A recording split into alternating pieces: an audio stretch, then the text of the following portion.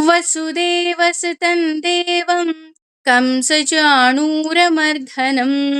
ದೇವಕೀ ಪರಮಾನಂದಂ ಕೃಷ್ಣಂ ವಂದೇ ಜಗದ್ಗುರುಂ. ಶ್ರೀಕೃಷ್ಣಂ ವಂದೇ ಜಗದ್ಗುರುಂ.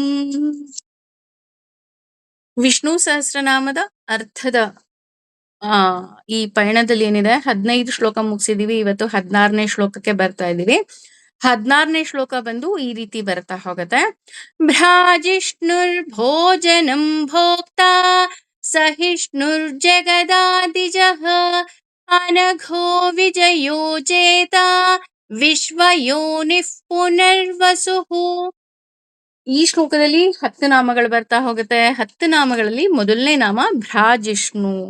ಭ್ರಾಜಿಷ್ಣು ಅಂತಂದ್ರೆ ಬೆಳಕಿನ ಪುಂಜ ಅಥವಾ ಪ್ರಕಾಶಿಸುವವನು ಅನ್ನೋ ಅರ್ಥ ಬರ್ತಾ ಹೋಗುತ್ತೆ. ಅವನೇ ಭಗವದ್ಗೀತೆಯಲ್ಲಿ ಹೇಳ್ಬಿಟ್ಟಿದ್ದಾನೆ, ಎಲ್ಲ ಬೆಳಕುಗಳ ಮೂಲ ನಾನೇ, ರವಿಯಲ್ಲಿ ನಾನಿದ್ದೀನಿ, ಅಗ್ನಿಯಲ್ಲಿ ನಾನಿದ್ದೀನಿ ಅಲ್ವಾ. ಹಾಗಾಗಿ ನಮಗೆ ಗೊತ್ತು ಭಗವಂತ ಎಲ್ಲವುದರ ಒಳಗಡೆ ಇದ್ದಾನೆ ಅಂತ. ಹಾಗೆ ಇಲ್ಲಿ ಈ ಪದವನ್ನ ಓಡಿದಾಗ ಭ್ರಾ ಪ್ಲಸ್ ವಿಷ್ಣು ಭ್ರಾಜಿಷ್ಣು ಅಂತ ಆಗತ್ತೆ.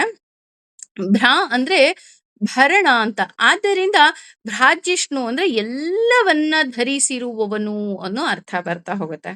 ಇದನ್ನ ಇನ್ನೊಂದು ರೀತಿಯಲ್ಲಿ ಒಡಿತಾ ಹೋಗ್ತಾರೆ. ಆ ರೀತಿ ಒಡೆದಾಗ ಭಾ ಪ್ಲಸ್ ಅಜ್ಜಿ ಪ್ಲಸ್ ಷ್ಣು.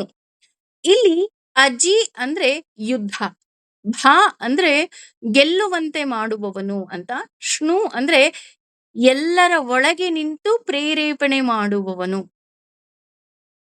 ಈ ಪದ ಎಷ್ಟು ಚೆನ್ನಾಗಿದೆ ನೋಡಿ. ಭಾ ಪ್ಲಸ್ ಅಜಿ ಪ್ಲಸ್ ಷ್ಣು ಅಂದಾಗ ಅಲ್ಲಿ ಭಾ ಅಂದ್ರೆ ಗೆಲ್ಲುವಂತೆ, ಅಜ್ಜಿ ಅಂದ್ರೆ ಯುದ್ಧ, ಷ್ಣು ಅಂದ್ರೆ ಪ್ರೇರಣೆ. ನಮ್ಗೆಲ್ರಿಗೂ ಗೊತ್ತು ಅರ್ಜುನ ಫುಲ್ಲು ಕುಸ್ದು ಬಿದ್ಬಿಡ್ತಾನೆ ಅಲ್ವಾ. ನನ್ನ ಕೈಲಿ ಆಗದೇ ಇಲ್ಲ, ಎಲ್ಲ ನನ್ನವರು, ನಾನು ಹೆಂಗ್ ಯುದ್ಧ ಮಾಡ್ಲಿ. ಆಗ ಅವನಿಗೆ ಎಷ್ಟು ಚೆನ್ನಾಗಿ ಅವನು ಮೋಟಿವೇಟ್ ಮಾಡಿ, ಇಲ್ಲ ನೀನ್ ಯುದ್ಧ ಮಾಡ್ಬೇಕು ಅಂತ ಹೇಳಲ್ಲ ಭಗವಂತ. ಏನ್ ಮಾಡ್ತಾನೆ, ಮೋಟಿವೇಟ್ ಮಾಡ್ತಾನೆ. ಮೋಟಿವೇಟ್ ಮಾಡ್ಬಿಟ್ಟು ಕೊನೆಗೆ ಹೇಳ್ತಾನೆ, ನಿನಗ್ ಯಾವ್ದ್ ಸರಿ ಅನ್ಸುತ್ತೋ ಹಾಗೆ ಮಾಡು, ಆದ್ರೆ ನನಗೆ ಹೇಗ್ ಬೇಕೋ ಹಾಗೇ ನಡೆಯುತ್ತೆ ಅಲ್ವಾ. ನಾವ್ ಎಷ್ಟೋ ಸಲ ನಮ್ಮ ಈ ನಮ್ಮೆಲ್ರಿಗೂ ಗೊತ್ತು ನಮ್ಮ ಒಳಗಡೆ ಎಂತ ಶತ್ರುಗಳಿದಾರೆ ಅಂತ. ಕಾಮ, ಕ್ರೋಧ, ಲೋಭ, ಮದ, ಮಾತ್ಸರ್ಯ. ಬೇರೆ ಹೊರಗಿನ ಶತ್ರುಗಳ ಜೊತೆ ಆರಾಮಾಗಿ ಗೆದ್ಬಿಡ್ಬೋದು ಕಣ್ರಿ. ಆದ್ರೆ ನಮ್ಮ ಒಳಗಡೆ ಏನ್ ಶತ್ರುಗಳಿದಾರೆ ಅವ್ರನ್ನ ಗೆಲ್ಲೋದು it is not A easy task ಅಲ್ವಾ. ಎಷ್ಟು ಬೇಗ ಟಕ್ ಅಂತ ಕೋಪ ಬಂದ್ಬಿಡುತ್ತೆ, ಎಷ್ಟು ಬೇಗ ನಮಗ್ ಆಸೆ ಬರುತ್ತೆ, ಎಷ್ಟೊಂದು ನಮ್ಗೆ ನಂದು ನಂದು ನಂದು ಅನ್ನೋದಿರುತ್ತೆ. ಆದ್ರೆ ಇದನ್ನೆಲ್ಲ ಗೆಲ್ಲಬೇಕು ಅಂತ ಅಂದ್ರೆ ನಾವು ಭಗವಂತನಿಗೆ ಕಂಪ್ಲೀಟ್ ಸರೆಂಡರ್ ಆಗ್ಬೇಕು. ಅವನು ನಮಗೆ ಶಿಕ್ಷೆಯ ಮೂಲಕ, ನಮ್ಮೆಲ್ಲರಿಗೂ ಗೊತ್ತು ಶಿಕ್ಷೆ ಅಂದ್ರೆ ಸಂಸ್ಕೃತದಲ್ಲಿ ಶಿಕ್ಷಣ. ಹಾಗಾಗಿ ನಮಗೆ ಕಷ್ಟ ಅನ್ನುವಂತಹ ಆ ಶಿಕ್ಷಣವನ್ನ ಕೊಡ್ತಾ ಭಗವಂತ ನಮ್ಮನ್ನೇನ್ ಮಾಡ್ತಾನಪ್ಪ ಅಂದ್ರೆ ಟ್ಯೂನ್ ಮಾಡ್ತಾ ಬರ್ತಾನೆ. ಎಸ್, ಇಲ್ಲ ನೀನ್ ಇನ್ನೊಂಚೂರು ಟ್ಯೂನ್ ಆಗು, ಇನ್ನೊಂಚೂರು ಟ್ಯೂನ್ ಆಗು. ಆ ರೀತಿ ನಮ್ಮನ್ನ ಪರೀಕ್ಷೆಗೆ ಒಡ್ಡಿ ಭಗವಂತ ನಮ್ಮನ್ನೇನ್ ಮಾಡ್ತಾನೆ, ಶಿಕ್ಷಣ ಕೊಡ್ತಾ ಹೋಗ್ತಾನೆ. ಕೆಲವೊಮ್ಮೆ ಕೋಪ ತರಿಸ್ತಾನೆ ನಮ್ಗುನು, ನೋಡೋಣ ಇವ್ರು ಹೆಂಗ್ ಹ್ಯಾಂಡಲ್ ಮಾಡ್ತಾರೆ, ಹ್ಯಾಂಡಲ್ ಮಾಡ್ಲಿ ಅಂತ. ಆಗ ನಾವೇನ್ ಮಾಡ್ಬೇಕು, ನಮಗೂ ಕೋಪ ಬರುತ್ತೆ, ನಾವೆಲ್ಲರೂ ಮನುಷ್ಯರು. But at the same time ಭಗವಂತನ ಮೊರೆ ಹೋಗ್ಬಿಡ್ಬೇಕು. ಭಗವಂತ ದಯವಿಟ್ಟು ನನಗ್ ಕೋಪ ಜಾಸ್ತಿ ಬರ್ತಿದೆ, ನನಗ್ ಕಮ್ಮಿ ಮಾಡು. ಹಾಗೇನೆ ಭ್ರಾಜಿಷ್ಣು ಅಂದ್ರೆ ನಮ್ಮ ಒಳಗಿರುವಂತಹ ವೈರಿಗಳು. ನಾನು ಈಗೇನ್ ಹೇಳಿದೆ, ಕಾಮ, ಕ್ರೋಧ, ಲೋಭ, ಮದ, ಮಾತ್ಸರ್ಯ, ಅವನ್ನೂ ಸಹ ಗೆಲ್ಲುವಂತೆ ಮಾಡುವ ಭಗವಂತ. ಇವತ್ತು ನನಗೇನಾದ್ರೂ ಅಂತಹ ಶತ್ರುಗಳು ನನ್ನಲ್ಲಿ ಇದಾರೆ ಅಂದ್ರೆ ನಾನ್ ಭಗವಂತನ ಮೊರೆ ಹೋಗ್ಬೇಕು, ಭಗವಂತ ನನ್ನನ್ನ ಕಾಪಾಡಪ್ಪ. ಹಾಗಾಗಿ ಭಗವಂತನನ್ನ ಭ್ರಾಜಿಷ್ಣು ಅಂತ ಹೇಳ್ತಾ ಹೋಗ್ತಾರೆ. ಇನ್ನು ಭೋಜನಂ ಅಂತ ತೆಗೆದುಕೊಂಡ್ರೆ ಭಗವಂತ ಅನ್ನವೂ ಹೌದು, ಉಣ್ಣುವವನು ಹೌದು ಅಲ್ವಾ. ಅವನೇ ಉಣ್ಣೋವನು, ಅವನೇ ಅನ್ನ, ನಮ್ಮೊಳಗಿರೋನು ಅವನೇ. ಅದಕ್ಕೆ ಇಲ್ಲಿ ಹೇಳ್ತಾ ಹೋಗ್ತಾರೆ ನೋಡಿ, ಭಗವಂತನಿಗೆ ನಾವು ಏನೆಲ್ಲ ಅರ್ಪಿಸ್ತೀವಿ ಆ ಹವಿಸ್ಸನ್ನ ಭಗವಂತ ಸ್ವೀಕಾರ ಮಾಡ್ತಾ ಹೋಗ್ತಾನೆ. ಹಾಗೆ ಭಗವಂತನ ಸಾನ್ನಿಧ್ಯವಿಲ್ಲದ ಯಾವ ವಸ್ತುವೂ ಸಹ ಇರೋದಿಲ್ಲ. ನಮ್ಮೆಲ್ರಿಗೂ ತುಂಬಾ ದೊಡ್ಡ ಕ್ವಶ್ಚನ್ ಅಂತ ಅಂದ್ರೆ, ಅಯ್ಯೋ ಆ ದಿನಗಳಲ್ಲಿ ನಾನು ಪ್ರಸಾದವನ್ನ ಸ್ವೀಕಾರ ಮಾಡ್ಬೋದಾ, ಆ ದಿನಗಳಲ್ಲಿ ನಾನು ಭಗವಂತನ್ ನೆನಿಬಹುದಾ ಅಲ್ವಾ. ಯೂಶಲಿ ನಮ್ಮ ಹೆಣ್ಮಕ್ಳಿಗೆ ಬರುವಂತಹ ಪ್ರಶ್ನೆ. ಆದ್ರೆ ಗೀತೆನೇ ಭಗವಂತ ಹೇಳ್ತಾನೆ, ನೀನು ತಿನ್ನುವ ಒಂದೊಂದು ಆಹಾರವೂ ಸಹ ಪ್ರಸಾದವಾಗಿರ್ಬೇಕು. ಆಗ ನೆಕ್ಸ್ಟ್ ಕ್ವೆಶ್ಚನ್, ಮ್ಯಾಮ್ ನಮಗೆ ದೇವಸ್ಥಾನ ಹತ್ರ ಇಲ್ಲ. ದೇವಸ್ಥಾನ ಹತ್ರ ಇಲ್ಲ ಅಲ್ಲ. ನಾವು ಊಟ ಮಾಡೋದಕ್ಕಿಂತ ಮುಂಚೆ ಏನು ತಟ್ಟೆಗೆ ಹಾಕ್ಕೊಂತೀವಿ, ಆಗ ಅನ್ನಪೂರ್ಣೆ, ಸದಾಪೂರ್ಣೆ, ಶಂಕರ ಪ್ರಾಣವಲ್ಲಭೆ, ಜ್ಞಾನ ವೈರಾಗ್ಯ ಸಿದ್ಧ್ಯರ್ಥಂ ಭಿಕ್ಷಾಂದೇಹಿ ಚ ಪಾರ್ವತಿ ಅಂತ ಹೇಳಿ ಅದನ್ನ ಪ್ರಸಾದವನ್ನಾಗಿ ಮಾಡ್ಕೊಂಡು, ಭಗವಂತ ಇವತ್ತು ನೀನು ನನ್ನ ದೇಹದಲ್ಲಿದ್ಯಾ, ಹಾಗಾಗಿ ನಾನು ಇದನ್ನ ಊಟ ಮಾಡ್ತಾ ಇದ್ದೀನಿ ಅಲ್ವಾ, ಭಗವಂತ ಇಲ್ಲ ಅಂದ್ರೆ ಊಟ ಮಾಡ್ಲಿಕ್ಕಾಗತ್ತಾ? ಆಗಲ್ಲ. ಸೊ ನಾವೇನ್ ಅನ್ಬೇಕು, ಭಗವಂತ ಇದು ನಿನ್ನ ಪ್ರಸಾದ ಅಂತ ಹೇಳಿ ನಾನು ಸ್ವೀಕಾರ ಮಾಡ್ತಾ ಇದ್ದೀನಿ ತಂದೆ. ಅದು ಏನೇ ಇರ್ಬೋದು, ಅದು ಯಾವ ಆಹಾರನೇ ಇರ್ಬೋದು. ಬಟ್ ನಮ್ಮ ಕೈಗೆ ಬಂದ್ಮೇಲೆ ಭಗವಂತ ಇದು ನಿನ್ನ ಪ್ರಸಾದ ಅಂತ ಸ್ವೀಕಾರ ಮಾಡ್ತಾ ಇದ್ದೀನಿ, ದಟ್ಸ್ ಇಟ್. ಆಗ ಭಗವಂತ ಏನ್ ಮಾಡ್ತಾ ಹೋಗ್ತಾನೆ, ನಮಗೆ ಒಳಿತನ್ನ ಮಾಡ್ತಾ ಹೋಗ್ತಾನೆ. ಹಾಗೆ ನಮಗೆ ತಿನ್ನುವ ಯೋಗ ಬರೋದು ಸಹ ಭಗವಂತನಿಂದ ಅಂತ ಹೇಳ್ತೀವಿ. ಯಾರಿಗ್ ಗೊತ್ತಿದೆ? ಒಂದೊಂದು ನಾವು ಹೇಳ್ತೀವಲ್ವಾ, ಹಿಂದಿಲಿ ಎಷ್ಟ್ ಚೆನ್ನಾಗಿ ಹೇಳ್ತಾರೆ, ದಾನೆ ದಾನೆ ಪೆಲಿ ಕಾಹೆ ಕಾನೆ ವಾಲೋ ಕಾ ನಾಮ್ ಅಂತ. ಯಾರಿಗಾರು ಗೊತ್ತಿರುತ್ತಾ ನಾವ್ ಇಂಥ ದಿನ ಇಲ್ಲೇ ಹೋಗಿ ಊಟ ಮಾಡ್ತೀವಿ ಅಂತ? ಯಾರಿಗೂ ಗೊತ್ತಿರಲ್ಲ. ಎಷ್ಟೋ ಸಲ ನಾವು ನಮ್ಮನೇಲಿ ನಾವೇ ಅಡಿಗೆ ಮಾಡ್ಕೊಂಡು ನಮಗಿಷ್ಟವಾದ ಆಹಾರ ಮಾಡಿದ್ರುನು ನಮಗೆ ಕೆಲವೊಮ್ಮೆ ತಿನ್ಲಿಕ್ಕೆ ಆಗೋದಿಲ್ಲ. ಏನೋ ಒಂದು ಸಮಸ್ಯೆ ಅಡ್ಡ ಬರುತ್ತೆ. ಅಥವಾ ಎಲ್ಲೋ ನಮಗೆ ಅನ್ನವೇ ಸಿಕ್ಕೋದಿಲ್ವೇನೋ ಅಂತ ಹೋದಾಗ್ಲೂ ಸಹ ನಮಗೆ ಮೃಷ್ಟಾನ್ನ ಭೋಜನ ಸಿಕ್ಕಂತಹ ಹಲವಾರು ಉದಾಹರಣೆ ಇದೆ. ಯಾವ್ದೋ ದೇವಸ್ಥಾನಕ್ಕೆ ಹೋಗಿರ್ತೀವಿ, ಇನ್ಯಾರೋ ಏನೋ ಪೂಜೆ ಮಾಡ್ಸಿರ್ತಾರೆ, ಬನ್ನಿ ಪ್ರಸಾದ ತಗೊಳ್ಳಿ ಅಂತ ನಮ್ಗೆ ಒಳ್ಳೆ ಊಟ ಹಾಕ್ಬಿಟ್ಟು ಕಳಿಸ್ತಾರೆ ಅಲ್ವಾ? ಹಾಗಾಗಿ ಭಗವಂತ ಅದನ್ನ ಕೊಡ್ತಾ ಹೋಗ್ತಾನೆ. ಇಲ್ಲಿ ಅನ್ನ ಅಂತ ಇದು ಅಕ್ಕಿ ಮಾತ್ರ ಅನ್ನ ಅಲ್ಲ. ಅಂದ್ರೆ ಈಗ ಅನ್ನ ಭೋಜನಂ ಅಂದ ತಕ್ಷಣ ಅನ್ನವೂ ಹೌದು ಅಂತ ಅಂದ ತಕ್ಷಣ ಭಗವಂತ ಅನ್ನದಲ್ಲಿ ಮಾತ್ರ ಇದಾನ? ಇಲ್ಲ. ಸಂಸ್ಕೃತದಲ್ಲಿ ಅನ್ನ ಅಂತ ಅಂದ್ರೆ ನಾವು ತಿನ್ನೋ ಎಲ್ಲಾ ವಸ್ತುಗಳಿಗೂ ಸಹ ಅನ್ನ ಅಂತಾನೆ ಹೇಳ್ತಾ ಹೋಗ್ತಾರೆ. ಅದಕ್ಕೆ ಹೇಳಿದ್ದು ನಾವ್ ಏನೇ ತಿನ್ಬೇಕಾದ್ರೂ ಭಗವಂತ ಇನ್ನೇನು ಪ್ರಸಾದ ಅಷ್ಟೆ. ಹಾಗಾಗಿ ಭಗವಂತ ನಮಗೆ ಆ ಇರುವಿಕೆಯನ್ನ ತೋರಿಸ್ತಾ ಹೋಗ್ತಾನೆ. ಇನ್ನು ಭೋಕ್ತ ಅಂತ ತೆಗೆದುಕೊಂಡ್ರೆ, ಭೋಕ್ತ ಅಂದ್ರೆ ಆಹಾರವನ್ನ ಸ್ವೀಕರಿಸುವವ, ಜಗತ್ತಿನ ಎಲ್ಲ ಸಾರವನ್ನ ಸ್ವೀಕರಿಸುವ ಭಗವಂತ. ಅಹಂ ಹಿ ಸರ್ವಯಜ್ಞಾನಾಂ ಭೋಕ್ತಾನಾಂ ಪ್ರಭುರೇವಚ ಅಂತ ಭಗವದ್ಗೀತೆಯಲ್ಲೂ ಭಗವಂತ ಆಲ್ರೆಡಿ ಹೇಳ್ಬಿಟ್ಟಿದ್ದಾನೆ.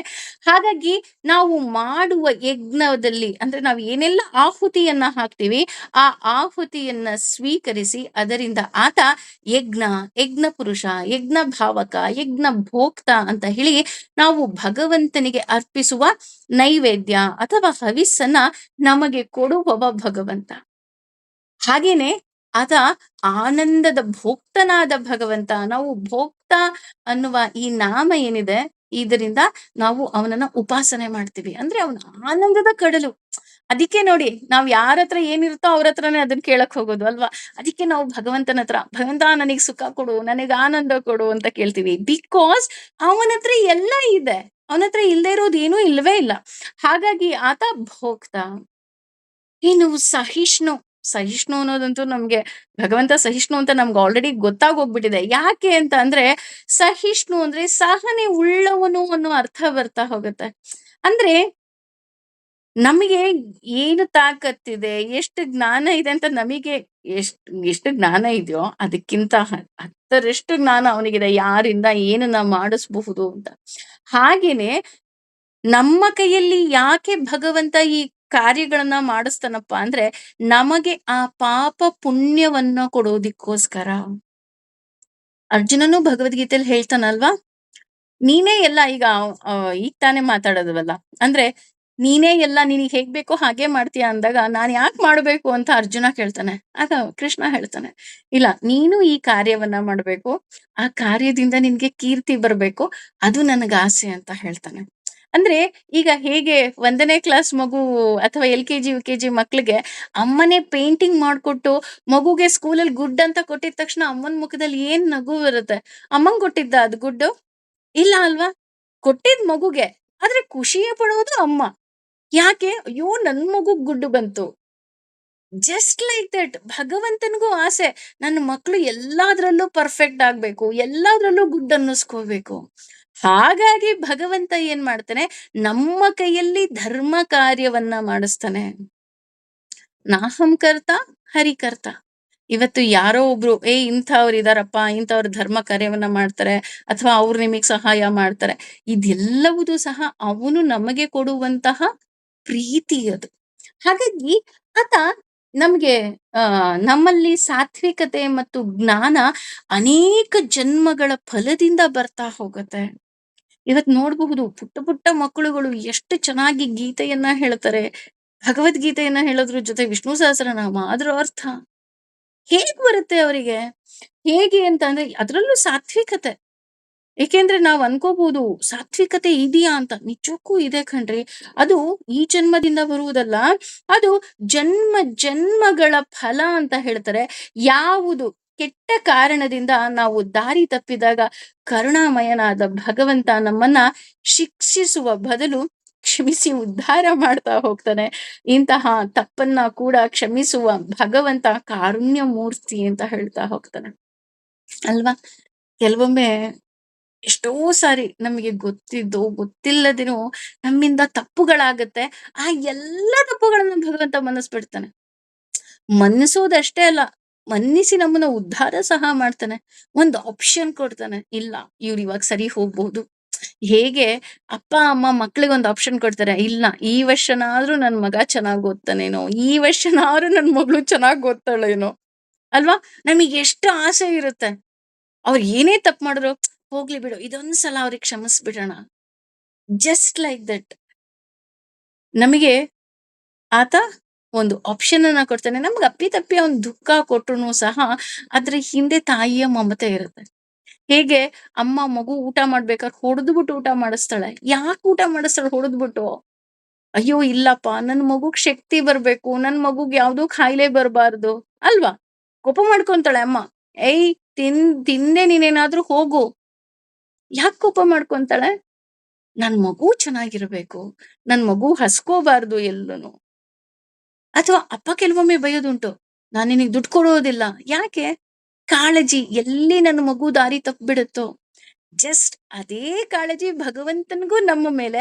ಆದ್ರೆ ಆತ ನಮಗೆ ಕಷ್ಟಗಳು ಸವಾಲನ್ನ ಕೊಡೋ ಮೂಲಕ ನಮ್ಮನ್ನ ಆತ ರಕ್ಷಣೆ ಮಾಡ್ತಾ ಹೋಗ್ತಾನೆ. ಅಷ್ಟೇ ಅಲ್ಲ, ಎಲ್ಲರ ಅಪರಾಧವನ್ನ ಸಹಿಸುವ ಭಗವಂತ ಸಹಿಷ್ಣು. ಇನ್ನು ಜಗದಾದಿಜಃ ಅಂತ ತೆಗೆದುಕೊಂಡ್ರೆ, ಜಗದ ಅಂದ್ರೆ ಸೃಷ್ಟಿಯ ಮೊದಲು ಇದ್ದವ ಹಾಗೂ ಜಗತ್ತನ್ನ ಸೃಷ್ಟಿಯ ಮೊದಲು ಚತುರ್ಮೂರ್ತಿಯಾಗಿ ಅಂದ್ರೆ ನಮ್ಮೆಲ್ಲರಿಗೂ ಗೊತ್ತು ವಾಸುದೇವ, ಸಂಕರ್ಷಣ, ಪ್ರದ್ಯುಮ್ನ ಮತ್ತೆ ಅನಿರುದ್ಧ ಅನ್ನುವ 4 ರೂಪದಲ್ಲಿ ತನ್ನನ್ನ ತಾನು ಸೃಷ್ಟಿ ಮಾಡಿಕೊಂಡು ಈ ಸೃಷ್ಟಿಯನ್ನ ಸೃಷ್ಟಿಸುವ ಭಗವಂತ ಜಗದಾದಿಜಃ ಅಂತ ಹೇಳ್ತಾ ಹೋಗ್ತೀವಿ.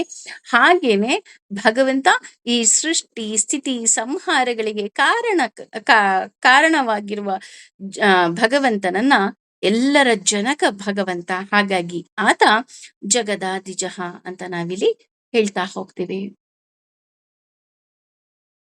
ಇನ್ನು ಅನಘ. ಈ ಅನಘ ಅಂದ ತಕ್ಷಣ ನಮ್ಗೆ ಭಗವದ್ಗೀತೆನೇ ನೆನಪಾಗುತ್ತೆ ಅಲ್ವಾ. ಕೃಷ್ಣ ಅರ್ಜುನನಿಗೂ ಸಾಕಷ್ಟು ಶ್ಲೋಕಗಳಲ್ಲಿ ಅನಘ ಅಂತ ಹೇಳಿ ಸಂಬೋಧನೆಯನ್ನ ಮಾಡ್ತಾನೆ. ಆದ್ರೆ ಇಲ್ಲಿ ಭಗವಂತನನ್ನೇ ಅನಘ ಅಂತ ಹೇಳ್ತಾ ಇದ್ದಾರೆ. ಅಘ ಅಂದ್ರೆ ಪಾಪ, ದುಃಖ, ವ್ಯಸನ ಇತ್ಯಾದಿ. ಇಲ್ಲಿ ವ್ಯಸನ ಅಂದ್ರೆ ಚಾಳಿ ಅಥವಾ ಚಟ ಅನ್ನೋದು ಬರುತ್ತೆ. ಭಗವಂತನಿಗೆ ಯಾವ ಪಾಪದ ಲೇಪವೂ ಇಲ್ಲ. ಆತ ಸಂಹಾರ ಮಾಡುವುದು ಕಾರುಣ್ಯದಿಂದನೇ ಹೊರತು ದ್ವೇಷದಿಂದ ಖಂಡಿತ ಅಲ್ಲ. ಉದಾಹರಣೆ ಹೇಳಬೇಕು ಅಂತ ಅಂದ್ರೆ, ದ್ರೋಣಾಚಾರ್ಯರನ್ನ ಸಂಹಾರ ಮಾಡ್ಬೇಕಾದ್ರೆ ಅರ್ಜುನನಿಗೆ ಅವನು ಹೇಳಿಸ್ತಾನೆ, ಅಶ್ವತ್ಥಾಮ ಸತ್ತ ಅಂತ ಹೇಳಿ ಧರ್ಮರಾಯನ ಕೈಲಿ ಕೂಗಕ್ ಹೇಳ್ತಾನೆ. ಆಗ ಹೇಳ್ತಾನೆ, ಅಶ್ವತ್ಥಾಮ ಅಂತ ಅಲ್ಲೊಂದು ಆನೆ ಇರುತ್ತೆ, ಅದು ಅವ್ರ ಮಗ ಅಲ್ಲ ಅಂತ. ಆದ್ರೆ ದ್ರೋಣಾಚಾರ್ಯರು ಏನ್ ಅನ್ಕೊಂಡ್ಬಿಡ್ತಾರೆ ಅಂದ್ರೆ, ನನ್ನ ಮಗನೇ ಸತ್ತೋದ್ನೇನೋ ಅಂತ ಅವರು ತಮ್ಮ ಕೈಲಿದ್ದಂತಹ ಬಾಣವನ್ನ ಕೆಳಗ್ ಬಿಟ್ಬಿಡ್ತಾರೆ. ಆಗ ಆ ಅವರು ಜತರಾಗ್ತಾರೆ. ಅದೇ ತರ ಭೀಷ್ಮಾಚಾರ್ಯರು ಕೂಡ ಭೀಷ್ಮಾಚಾರ್ಯರನ್ನ ಯುದ್ಧದ ಮೊದಲಲ್ಲೇ ಅವರನ್ನ ಹತ್ಯೆ ಮಾಡ್ತಾರೆ.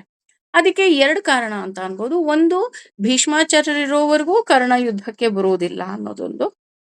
ಹಾಗಿದ್ರೆ ಭೀಷ್ಮ ಮತ್ತೆ ದ್ರೋಣರನ್ನ ಯಾಕೆ ಭಗವಂತ ಕೊಂದ ಅಂತ ನೋಡೋದಾದ್ರೆ, ಯುದ್ಧದ ಮೊದಲ ಮೊದಲ ದಿನಗಳಲ್ಲೇ ಅವರು ಹತ್ಯೆ ಆಗ್ತಾರೆ ಯುದ್ಧದಲ್ಲಿ. ಕಾರಣ ಅವರಿಂದ ಇನ್ನಷ್ಟು ಪಾಪಗಳು ಆಗಬಾರದು ಅನ್ನುವಂತಹ ಕಾರುಣ್ಯ ಇರತ್ತೆ. ಹಾಗೇನೆ ನಮ್ಮೆಲ್ಲರಿಗೂ ಗೊತ್ತಿರೋ ಹಾಗೆ ಗಜೇಂದ್ರ ಮೋಕ್ಷ ಕತೆ ಬರ್ತಾ ಹೋಗುತ್ತೆ. ಗಜೇಂದ್ರ ಮೋಕ್ಷ ಕಥೆಯಲ್ಲೂ ಅಷ್ಟೇ. ಅಂದ್ರೆ ಗಜೇಂದ್ರ ಅದು ಡೀಟೇಲ್ ಆಗಿ ಇನ್ನೊಮ್ಮೆ ಆ ಕಥೆಯನ್ನ ಹೇಳ್ತೀನಿ. ಈಗ ಸ್ವಲ್ಪ ಮೇಲ್ ಹೇಳೋದಾದ್ರೆ, ಗಜೇಂದ್ರನ ಕಾಲನ್ನ ಮೊಸಳೆ ಹಿಡಿಯುತ್ತೆ. ಆ ಮೊಸಳೆ ಹಿಡಿದಾಗ ಮೊಸಳೆಯನ್ನ ಭಗವಂತ ಚಕ್ರದಿಂದ ಸಂಹಾರ ಮಾಡ್ತಾನೆ. ಆದ್ರೆ ಇಲ್ಲಿ ಮೊಸಳೆಯನ್ನ ಕೊಲ್ಲೋದಷ್ಟೇ ಅವನ ಉದ್ದೇಶ ಆಗಿರೋದಿಲ್ಲ. ಅವನೂ ಸಹ ಒಬ್ಬ ಯಕ್ಷನಾಗಿರ್ತಾನೆ. ಹಾಗಾಗಿ ಅವನಿಗೂ ಸಹ ಮೋಕ್ಷ ಕೊಡುವುದು ಅವನ ಉದ್ದೇಶ. ಹಾಗಾಗಿಯೇ ಇಲ್ಲಿ ಆತ ಅನಘ, ಯಾವುದೇ ರೀತಿಯಾದಂತಹ ಪಾಪಗಳ ಲೇಪವೇ ಇಲ್ಲದೆ ಇರೋನು. ಹಾಗಾಗಿ ಪಾಪದ ಕಡಲಿನಿಂದ ರಕ್ಷಿಸೋದಿಕ್ಕೋಸ್ಕರ ಭಗವಂತ ಈ ಭೀಷ್ಮರನ್ನ ಹಾಗೂ ದ್ರೋಣಾಚಾರ್ಯರನ್ನ ಯುದ್ಧದಲ್ಲಿ ಮೊದಲಿಗೆನೆ ಸಂಹಾರ ಮಾಡ್ತಾನೆ ಅಂತಲೂ ಸಹ ಹೇಳ್ತಾ ಹೋಗ್ತಾರೆ. ಇಲ್ಲಿ ಭಗವಂತ ನಿರ್ವಿಕಾರ ಹಾಗೂ ನಿರ್ಲಿಪ್ತ. ಆತನಿಗೆ ಸಾಯಿಸುವುದು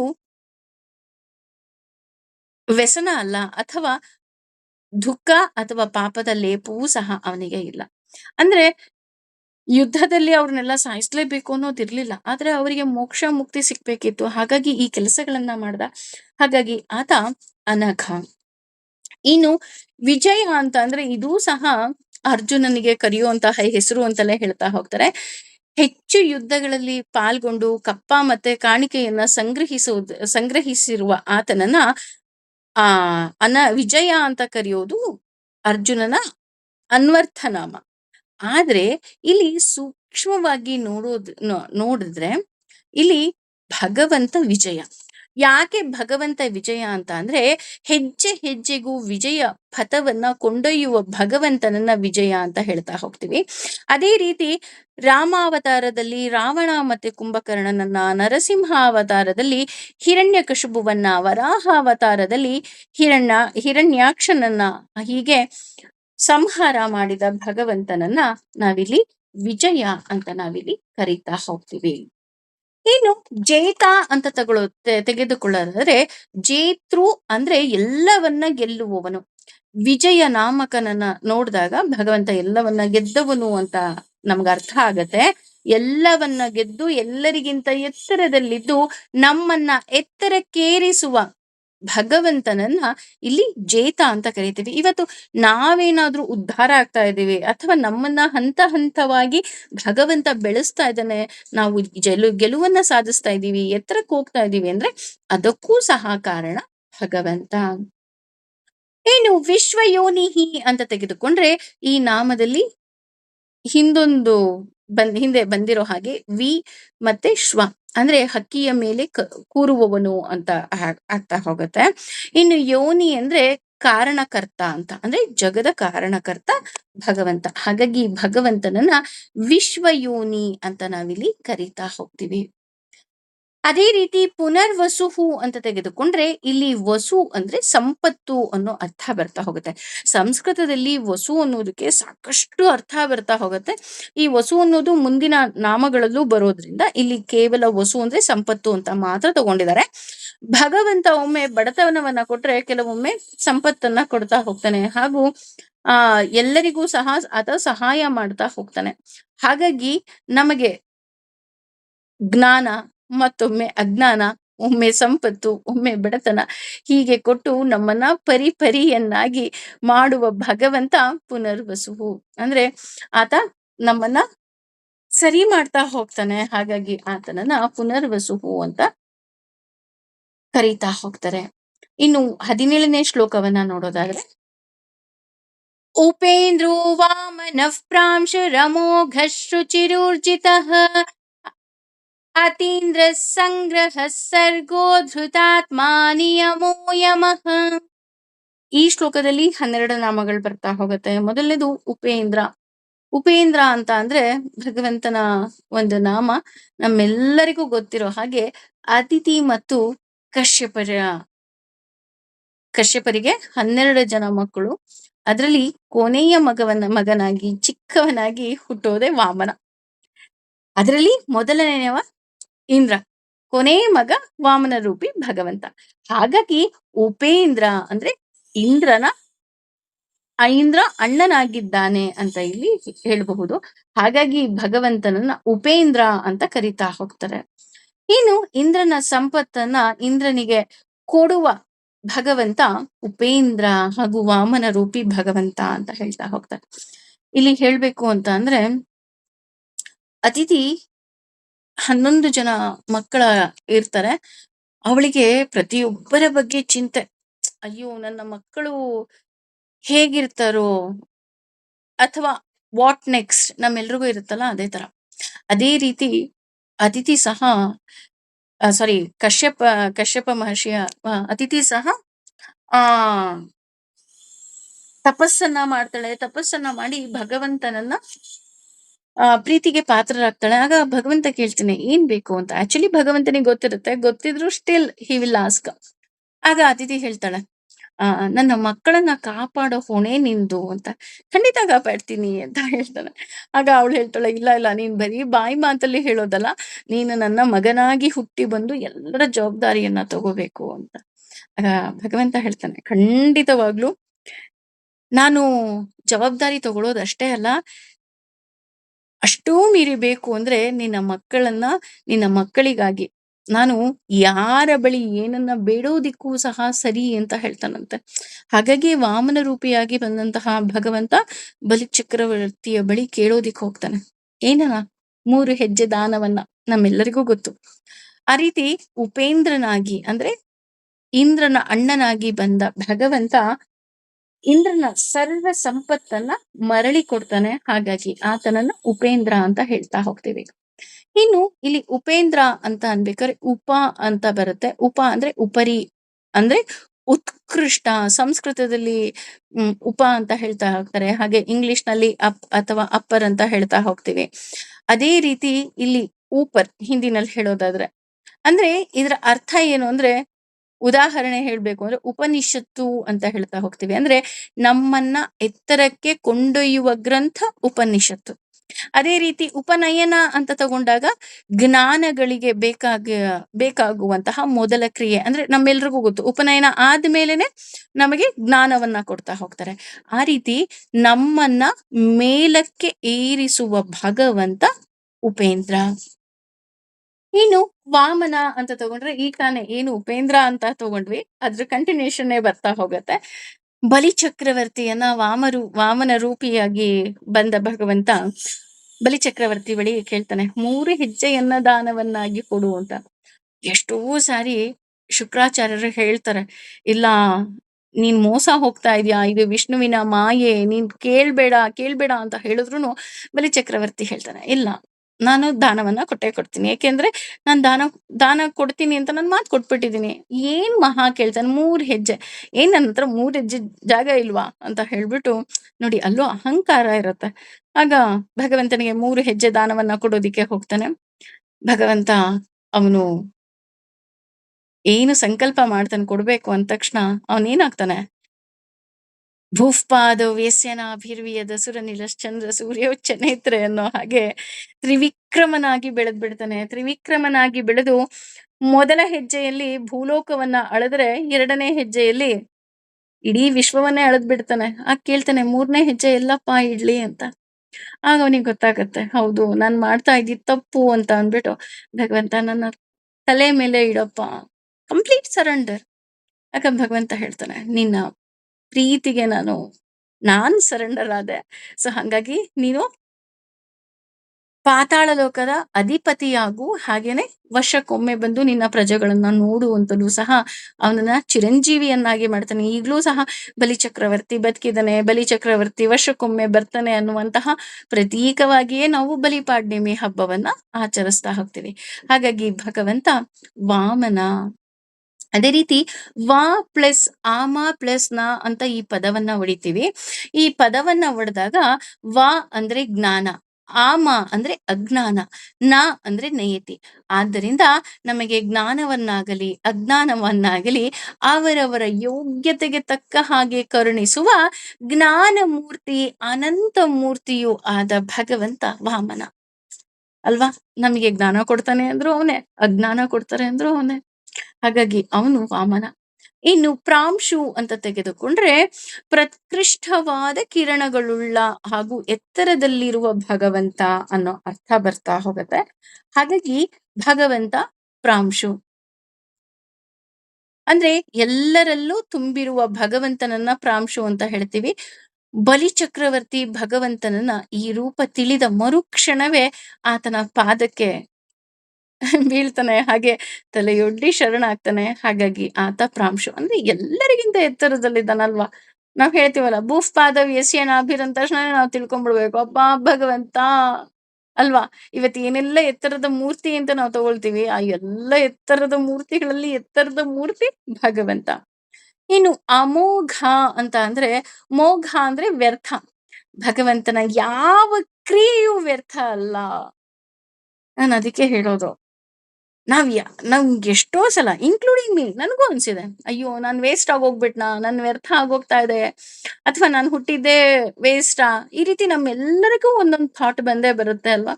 ಬಟ್ ನೋ, ಭಗವಂತ ಏನೆಲ್ಲ ಸೃಷ್ಟಿ ಮಾಡಿದ್ದಾನೆ ಅದ್ ಯಾವುದೂ ಸಹ ವ್ಯರ್ಥ ಅಲ್ಲ. ಇವತ್ತು ನಮ್ಮನ್ನಿನ್ನೂ ಬದುಕ್ಸಿದಾನೆ ಅಂದ್ರೆ ಅದಕ್ಕೆ ಕಾರಣ ನಮ್ಮಿಂದ ಏನೋ ಒಂದು ಕೆಲಸ ಆಗ್ಬೇಕಾಗಿರುತ್ತೆ, ಅದಕ್ಕೋಸ್ಕರ ಭಗವಂತ ನಮ್ಮನ್ನಿನ್ನೂ ಬದುಕ್ಸಿರ್ತಾನೆ ಕಣ್ರಿ. ಹಾಗಾಗಿ ಅವನು ಕೊಟ್ಟಿರೋ ಈ ಬದುಕನ್ನ ನಾವು ಉಡುಗೊರೆಯಾಗಿ ಸ್ವೀಕಾರ ಮಾಡಿ ಪ್ರತಿದಿನ ನಗು ನಗ್ತಾ ನಾವೇನ್ ಮಾಡ್ಬೇಕು, we have to enjoy our life. ಹಾಗಾಗಿ ಭಗವಂತ ಅಮೋಘ ಅಂದ್ರೆ, ನಮಗೆ ಸಪೋಸ್ ಕೆಲವೊಮ್ಮೆ ಅನ್ಸುತ್ತೆ, ನಾನು ಇಷ್ಟೊಂದು ಪೂಜೆ ಪುನಸ್ಕಾರಗಳನ್ನ ಮಾಡ್ತೀನಿ, ಅದೆಲ್ಲ ವ್ಯರ್ಥ ಆಯ್ತಾ ಅಂದ್ರೆ ಅದು ಯಾವುದೂ ವ್ಯರ್ಥ ಆಗೋದಿಲ್ಲ. ಅಂದ್ರೆ ಮೋಘವಾಗದೆ ಮುಂದಿನ ಜನ್ಮದಲ್ಲಿ ಫಲಿಸಿಯೇ ತೀರುವಂತೆ ನೋಡಿಕೊಳ್ಳುವ ಭಗವಂತ ಅಮೋಘ. ಇವತ್ ನಾನು ಒಳ್ಳೆ ಕೆಲ್ಸನೇ ಮಾಡ್ಬೋದು, ಕೆಟ್ಟ ಕೆಲ್ಸನೇ ಮಾಡ್ಬೋದು, ನನಗ್ ಗೊತ್ತಿಲ್ಲ. ಆದ್ರೆ ಒಳ್ಳೆ ಕೆಲ್ಸ ಮಾಡಿದ್ರು ಇದೆ, ಕೆಟ್ಟ ಕೆಲ್ಸ ಮಾಡಿದ್ರು ಖಂಡಿತವಾಗ್ಲೂ ಅದರ ಫಲ ನಾನು ಅನುಭವಿಸ್ಲೇಬೇಕು. ಇನ್ನು ಶುಚಿಹಿ ಅಂತ ತೆಗೆದುಕೊಂಡ್ರೆ, ಭಗವಂತ ಶುಚಿ ಅಂದ್ರೆ ಎವರ್ ಪ್ಯೂರ್ ಅಂತ ಹೇಳ್ತೇವಲ್ಲ, ಹಾಗೆ ಆತ ಅಗ್ನಿಯಲ್ಲಿ ಸನ್ನಿಹಿತನಾಗಿ ಯಾವುದೇ ರೀತಿಯಾದಂತಹ ಕೊಳೆಯ ಲೇಪವೂ ಸಹ ಇಲ್ಲ. ಅಗ್ನಿಗೆಲ್ಲರೂ ಕೊಳೆ ಆಗತ್ತಾ? ಆಗಲ್ಲ. ಹಾಗಾಗಿ ಆತ ಸ್ವಯಂ ಬೆಳಕು ಹಾಗೂ ಎಲ್ಲರಿಗೂ ಬೆಳಕು ಕೊಡುವವ. ಅಧರ್ಮಿಗಳಿಗೆ ಶೋಚ ಅಂದ್ರೆ ದುಃಖವನ್ನ ಕೊಡುವವನು ಸಹ ಅವನೇ. ಹಾಗಾಗಿ ಆತನನ್ನ ಶುಚಿಹಿ ಅಂತ ನಾವಿಲ್ಲಿ ಕರೀತಾ ಹೋಗ್ತೀವಿ. ಇನ್ನು ಊರ್ಜಿತ ಅಂತ ತೆಗೆದುಕೊಂಡ್ರೆ, ಊರ್ಜಿತ ಅಂದ್ರೆ ಅತ್ಯಂತ ಬಲಶಾಲಿ ಭಗವಂತ, ಎಲ್ಲವುದರಲ್ಲೂ ಪೂರ್ಣತೆ ಪಡೆದವ, ಅನಂತವಾಗಿ ಅನಂತ ಬಲಶಾಲಿ, ಆದ್ದರಿಂದ ಆತ ಊರ್ಜಿತ. ಇನ್ನು ಅತೀಂದ್ರ ಅಂತ ತೆಗೆದುಕೊಂಡ್ರೆ, ಅತೀಂದ್ರ ಅಂದ್ರೆ ಇಂದ್ರನನ್ನು ಮೀರಿ ನಿಂತ ಹಾಗೂ ಬ್ರಹ್ಮ ವಾಯುವನ್ನು ಮೀರಿ ನಿಂತವನು. ಇಂದ್ರ ಅಂದ್ರೆ ಸರ್ವ ಸಮರ್ಥ ಅನ್ನೋ ಅರ್ಥ ಬರ್ತಾ ಹೋಗುತ್ತೆ.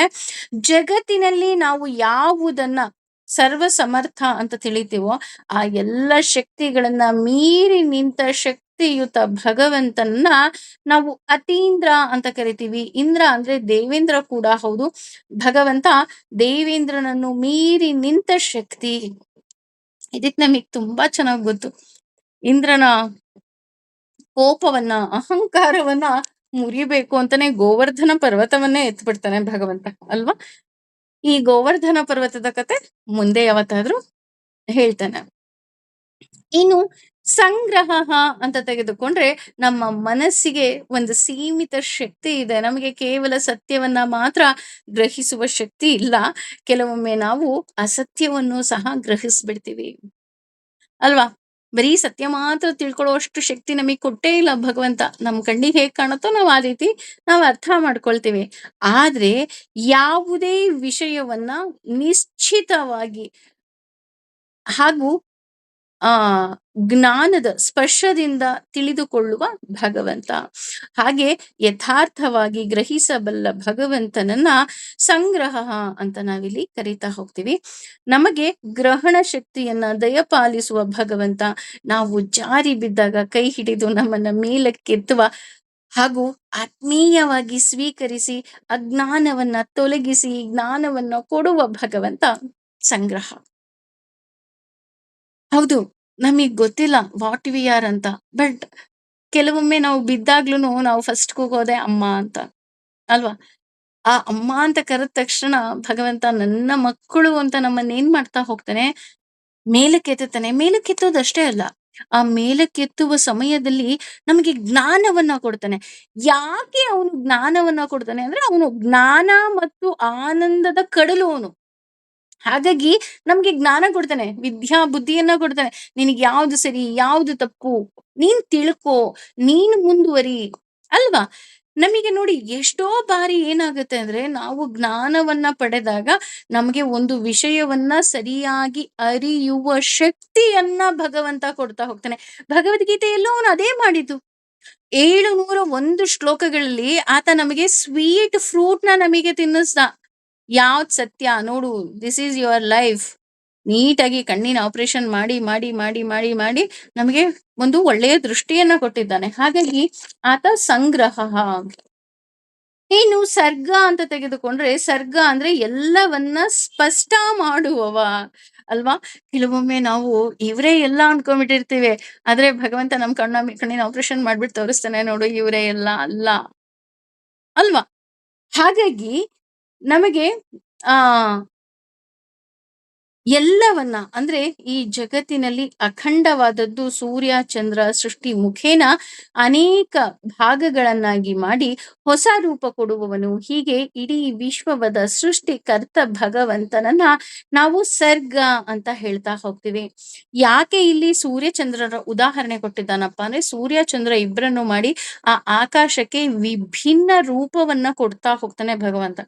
ಈಗ ಬೆಳಕಲ್ಲಿ ಹೇಗೆ ಕಾಣುತ್ತೋ ಆಕಾಶ, ರಾತ್ರಿ ಹಾಗೆ ಕಾಣೋದಿಲ್ಲ.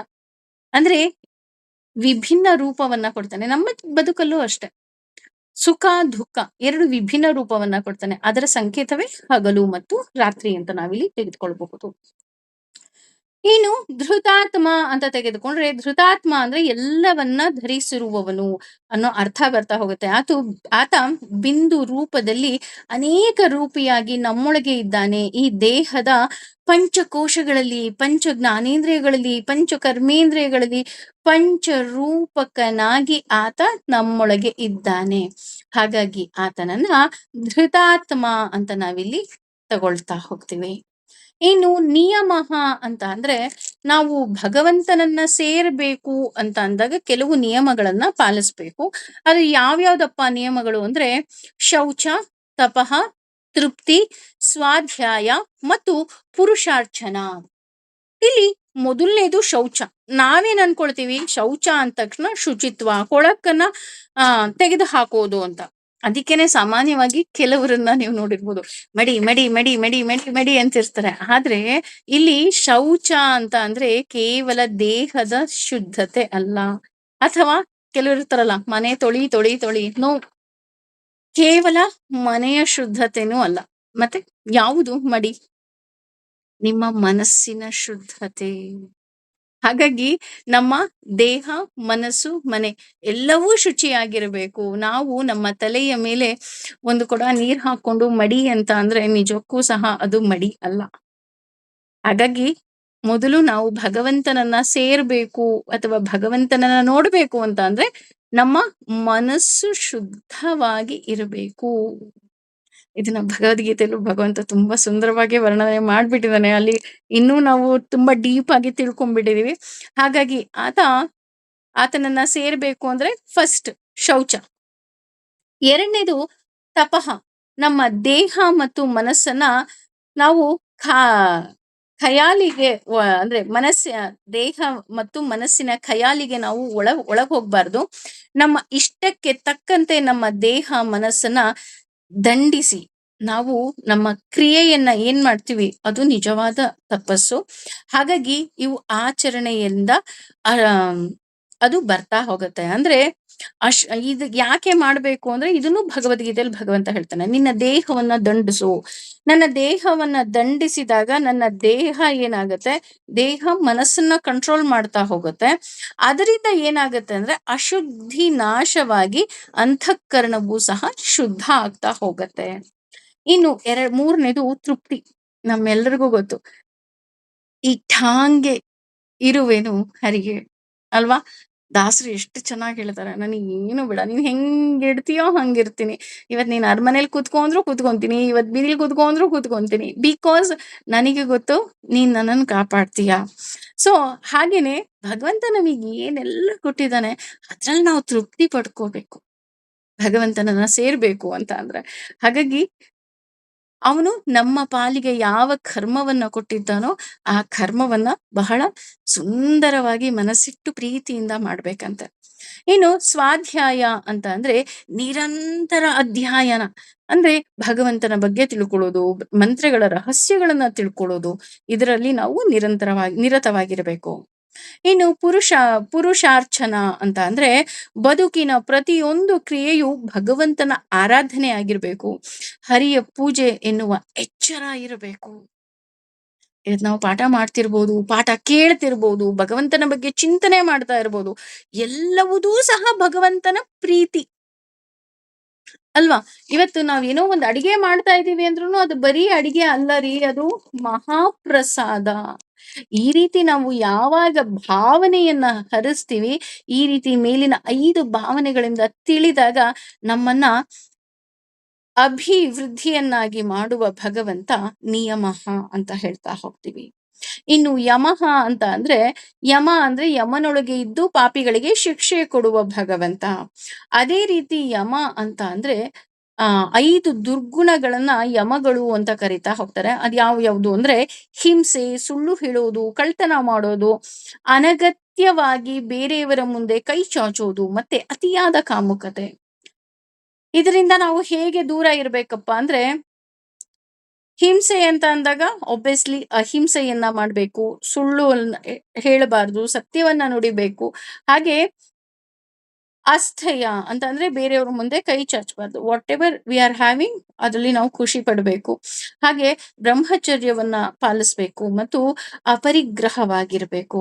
ಇಲ್ಲಿ ಅಹಿಂಸೆ ಅಂತ ಅಂದ್ರೆ ಮತ್ತೊಬ್ಬರಿಗೆ ನೋವುಂಟು ಮಾಡದೇ ಇರೋದು. ಅಂದ್ರೆ ಯಾರಿಗೇ ಇರ್ಬೋದು, ಮನುಷ್ಯರಿಗಿರ್ಬೋದು, ಪ್ರಾಣಿಗಳಿಗಿರ್ಬೋದು, ಯಾರಿಗೂ ನಾವು ಹಿಂಸೆಯನ್ನ ಮಾಡಬಾರ್ದು. ಇನ್ನು ಸತ್ಯ ಅಂತ ಅಂದ್ರೆ ಸ್ವಾರ್ಥಕ್ಕೋಸ್ಕರ ನಾವ್ ಯಾವತ್ತೂ ಇನ್ನೊಬ್ಬರಿಗೆ ಸುಳ್ಳನ್ನ ಹೇಳ್ಬಾರ್ದು. ಇನ್ನು ಅಸ್ಥೇಯ ಅಂದ್ರೆ ಕಳ್ಳತನ ಮಾಡದೆ ನಾವು ನಿಯತ್ತಾಗಿ ಇರ್ಬೇಕು ಅಂತ ಹೇಳ್ತಾ ಹೋಗ್ತಾರೆ.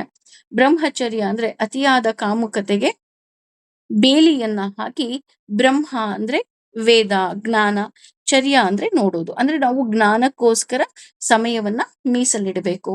ಇನ್ನು ಅಪರಿಗ್ರಹ ಅಂದ್ರೆ ಈ ಜಡ ಶರೀರಕ್ಕೆ ಬೇಕಾದ ಭೋಗ ವಸ್ತುಗಳನ್ನ ಬಯಸದೆ ನಮಗೆ ಬೇಕಾದ್ದನ್ನ ನಾವು ಯಾವತ್ತು ಇನ್ನೊಬ್ಬರ ಮುಂದೆ ಕೈ ಚಾಚಿ ಕೇಳಬಾರದು. ಭಗವಂತ ಕೊಟ್ಟಿದ್ರಲ್ಲಿ ನಾವು ತೃಪ್ತಿಯನ್ನ ಪಡಬೇಕು. ಈ ರೀತಿ 5 ನಿಯಮಗಳೆಂಬ ನೀತಿಯ ಸಂಹಿತೆಯನ್ನ ಸೃಷ್ಟಿ ಮಾಡಿದ ಭಗವಂತ ಯಮಃ. ನಾವು ಅಷ್ಟೇ ಅಲ್ವಾ, ನಮ್ಮ ಮಕ್ಳಿಗೆ ಅದೇ ಹೇಳೋದು, ಬೇರೆಯವ್ರ ಮುಂದೆ ಕೈ ಚಾಚಬೇಡ, ಸುಳ್ಳು ಹೇಳ್ಬೇಡ ಅಲ್ವಾ, ವಿದ್ಯೆಯನ್ನ ಗ್ರಹಿಸು. ಇದನ್ನೇ ಭಗವಂತ ನಮಗೂ ಸಹ ಹೇಳ್ತಾ ಹೋಗ್ತಾನೆ. ಸೊ ನೋಡೋಣ ಮತ್ತೆ ಮುಂದೆ ಏನೆಲ್ಲ ಭಗವಂತ ಹೇಳ್ತಾನೆ. ಸರ್ವಂ ಶ್ರೀ ಕೃಷ್ಣಾರ್ಪಣಮಸ್ತು. ಸರ್ವೇ ಜನ ಸುಖಿನೋ ಭವಂತು. ಸಮಸ್ತ ಸನ್ಮಂಗಲಾನಿ ಭವಂತು. ಈ ಅಧಿಕ ಮಾಸದಲ್ಲಿ ಇನ್ನಷ್ಟು ಭಗವಂತನ ಬಗ್ಗೆ ತಿಳಿದುಕೊಳ್ಳುವಂತಹ ಜ್ಞಾನವನ್ನ ಭಗವಂತ ನಮ್ಮೆಲ್ಲರಿಗೂ ಕರುಣಿಸ್ಲಿ. ಸರ್ವಂ ಶ್ರೀ ಕೃಷ್ಣಾರ್ಪಣಮಸ್ತು. Thank you.